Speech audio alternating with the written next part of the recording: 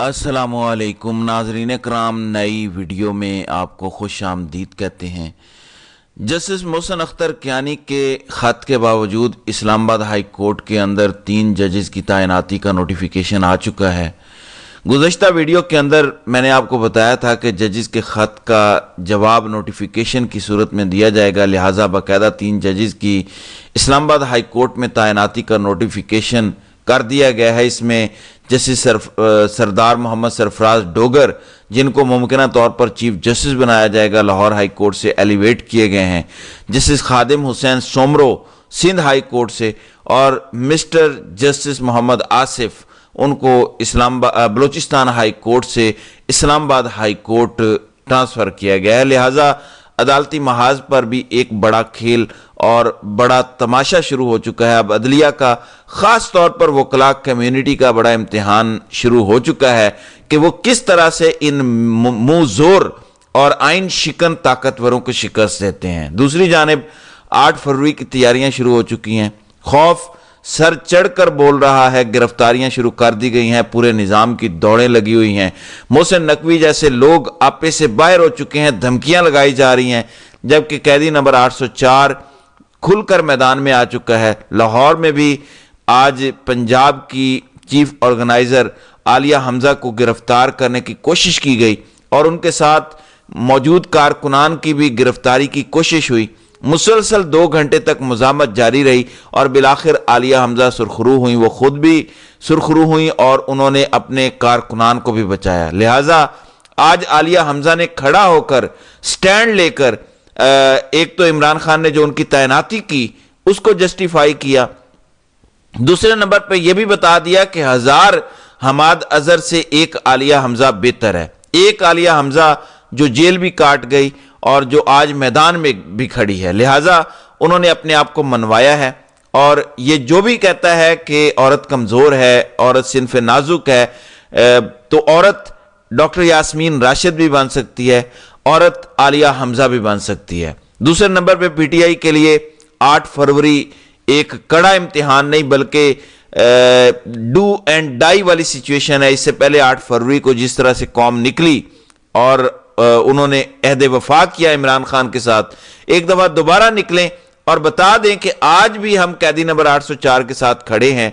लिहाजा इस पैगाम को अब प्रोमोट किया जा रहा है। भरपूर तैयारियां शुरू कर दी गई हैं कि इस मुल्क के हुक्मरान तबके को पता चल सके कि इमरान खान आज भी पॉपुलर है और उसके अलावा आज अब भी कोई और ऑप्शन नहीं है। इस सिलसिले में जुनेद अकबर, जिनको सदर बनाया गया केपीके का, उनका एक बयान सामने आया और यह बड़ा अहम बयान है।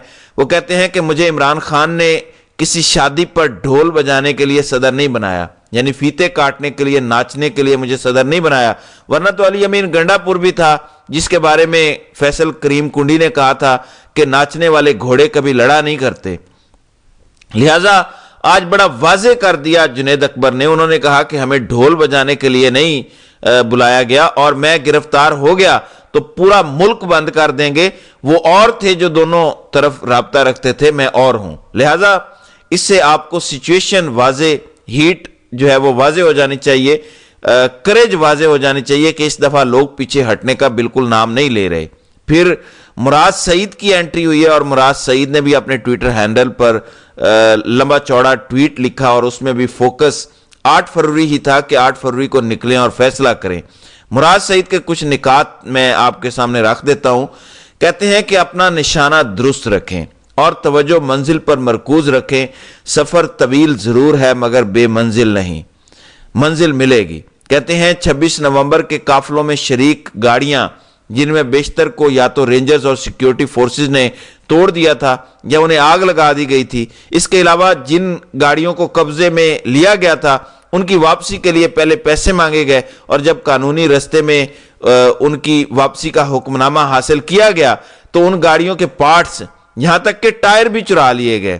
कहते हैं कि ये कत्लो गारत, ये नंगी फस्तायत, ये बदमाशी सिर्फ और सिर्फ आपका हौसला तोड़ने की कोशिश है। आपको कभी दहशतगर्द, कभी इंतशारी, कभी मुल्क दुश्मन कह के हर प्रेस कॉन्फ्रेंस, हर टॉक शो में इसलिए निशाना बनाया जाता है कि आपका हौसला टूट जाए। आपने खड़े रहना है और आपने मुकाबला करना है। اب محسن نقوی کی جانب سے آج ایک پریس کانفرنس کی گئی، دھمکیاں لگائیں گی، وارننگ دی گئی. کہتے ہیں کہ عمران خان کے لیے ابھی تک تو امریکہ سے کوئی کال نہیں آئی. ہم پی ٹی آئی سے درخواست کریں گے کہ وہ 8 فروری کو جلسہ نہ کریں. میرا تو 26 نومبر کو بھی یہی موقف تھا. اگر وہ نہیں کریں گے تو دھمکی دے رہے ہیں، آگے سے نہیں بولے. کہتے ہیں کہ میں نے 26 نومبر کو بھی منع کیا تھا، آج بھی منع کر رہا ہوں، اگر وہ نہیں کریں گے تو گولیاں نہیں چلیں گی. اب وہی محسن نقوی جو دھمکیاں دے رہا تھا اور رونت بھرے لہجے میں بول رہا تھا، اس پر ایک رپورٹر نے سوال پوچھا. رپورٹر نے پوچھا کہ اگر امریکہ سے بانی P T I Imran Khan کے لیے کال آئی تو مان لیں گے یا انکار کریں گے؟ اس پر محسن نقوی نے ٹھینگا دکھایا کہ ہماری جرت ہے، ہم اتنے جوگے ہیں کہ انکار کریں. یعنی جواب نہیں تھا، بس خاموشی سے دکھایا کہ ہم کچھ نہیں کریں گے. محسن نقوی تو عینی شاہد ہے نا، جیسے کسی واقعے کے کوئی عینی شاہد ہوتے ہیں. یہاں سے یہ بھاگے بھاگے ٹکٹ لے کر ڈونلڈ ٹرمپ کی تقریب حلف برداری میں شرکت کے لیے پہنچے. اگلوں نے گیٹ کے اندر بھی نہیں جانے دیا، اور جن سے تصویر بنانے کے لیے تلوے چاٹے اور کہا کہ سر آپ کا میں بہت بڑا فین ہوں، ذرا گوری چمڑی والے آپ ہیں، آئیں آپ کے ساتھ ایک فوٹو بنوانی ہے. فوٹو والوں نے کہا فری عمران خان کو رہا کرو. اب قیدی نمبر 804 کا بھی اڈیالہ جیل سے پیغام آیا ہے، خاص کر کے 8 فروری کو لے کر، کیونکہ آج 2 فروری ہے اور تیاریاں پی ٹی آئی نے میں نے آپ کو بتایا کہ شروع کر دی ہیں. خان کہتے ہیں 2 فروری کو آپ کا 8 فروری کو آپ کا مینڈیٹ چرایا گیا، لہٰذا اس دن کو بطور یوم سیاہ منانے کے لیے آپ سب کو نکلنا ہوگا. کسان، مزدوروں، وکلاء اور ملک کے ہر مکتبہ فکر سے منسلک افراد کو 8 فروری کو نکل کر اپنے حق پر ڈالے گئے ننگے ڈاکے کے خلاف احتجاج کرنا ہوگا، کیونکہ غلام قوم کا کوئی مستقبل نہیں ہوتا اور غلامی سے نجات کے لیے جد و جہد ضروری ہے. 8 فروری کو اس قوم کا مینڈیٹ چرا کر ملک کو اندھیروں میں دھکیلا گیا. پاکستانی قوم نے تمام تر مشکلات کے باوجود جوک در جوک نکل کر انصاف کے حق میں ووٹ ڈالا، تحریک انصاف کے حق میں ووٹ ڈالا، مگر آپ کے ووٹ کو پیروں تلے روند کر جمہوریت پر شب خون مارا گیا. ملک میں جمہوریت کے ہاتھ پاؤں باندھ کر انسانی حقوق کی دھجیاں بکھیری گئیں. اوورسیز پاکستانی جمہوریت کی بحالی تک ترسیلات زر میں کمی لا کر اپنے احتجاج ریکارڈ کروائیں. یعنی وہ جو خان نے سول نافرمانی کا کہا ہے، جمہوریت بچانے کے لیے انصاف ناگزیر ہے. 9 مئی اور 26 نومبر کے واقعات پر جوڈیشل کمیشن کا ہمارا مطالبہ اسی لیے ہے تاکہ ان واقعات کے متاثرہ افراد اور خاندانوں کو انصاف مل سکے. اس حوالے سے خان نے لمبی چوڑی گفتگو کی ہے. کہتے ہیں الیکٹرانک میڈیا اور سوشل میڈیا پر پابندی لگا کر ملک کو اربوں کا نقصان پہنچایا جا رہا ہے. 26ویں آئینی ترمیم کے ذریعے عدلیہ کے پر کاٹے گئے، ججز پر دباؤ ڈالا گیا اور انسانی حقوق کی بدترین پامالی کی جا رہی ہے. پرامن سیاسی کارکنان کے ساتھ جانوروں جیسا سلوک کیا جا رہا ہے.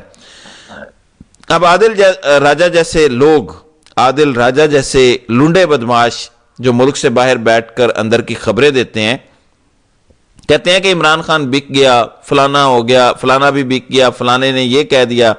وہ کہتے ہیں آئندہ سے ہماری توبہ، ہماری نسلوں کی توبہ، ہم صرف نون لیگ اور پیپلز پارٹی پر تنقید کریں گے، اسٹیبلشمنٹ کے حوالے سے ہمارے بڑوں کی توبہ. یہ عادل راجہ دعویٰ کر رہا تھا، لہٰذا آج خان نے وہ دعویٰ اٹھا کے عادل راجہ کے منہ پہ مارا ہے. خان نے کہا کہ خفیہ اداروں کا اصل کام سرحدوں کا تحفظ ہوتا ہے. اگر وہ پولیٹیکل انجینئرنگ اور تحریک انصاف کو توڑنے میں ہی لگے رہیں گے تو سرحدوں کا تحفظ کون کرے گا؟ بلوچستان میں دہشت گردی پنپ رہی ہے اور وہاں کے مسئلے کا کوئی سیاسی حل نہیں نکل رہا. بلوچستان سمیت ملک بھر میں جب تک عوامی اعتماد پر مشتمل حکومت نہیں لائی جائے گی استحکام ممکن نہیں. لہٰذا خان نے بڑا واضح کال دے دیا ہے اور بڑا واضح الفاظ میں بتا دیا ہے کہ وہ نہ جھکے گا، نہ ڈیل کرے گا، نہ وہ پیچھے ہٹ رہا ہے، بلکہ اب سارے جادوگروں کو آزمانے کے بعد نظریاتی لوگ سامنے لائے گئے ہیں. 8 فروری پی ٹی آئی کے لیے ایک بڑا امتحان ہے اور ساتھ ہی ساتھ اس ناکارہ سسٹم کے لیے بھی بڑا امتحان ہے. اور اس ناکارہ سسٹم کے، اس فرسودہ سسٹم کے، اس فسطائیت سے بھرے سسٹم کے ابھی سے ہاتھ پاؤں بھول چکے ہیں اور گرفتاریاں اور کریک ڈاؤن اگلے آنے والے دنوں میں مزید تیز تر ہوگا. کیا یہ ظلم کی آندھی برداشت کر پائیں گے پی ٹی آئی کے لوگ؟ کیا ظلم کی آندھی پی ٹی آئی کو روک پائے گی؟ ظاہر ہے اس کے لیے تھوڑا انتظار کرنا ہوگا. تو ناظرین کرام، آپ کی اس ویڈیو کے حوالے سے کیا رائے ہے؟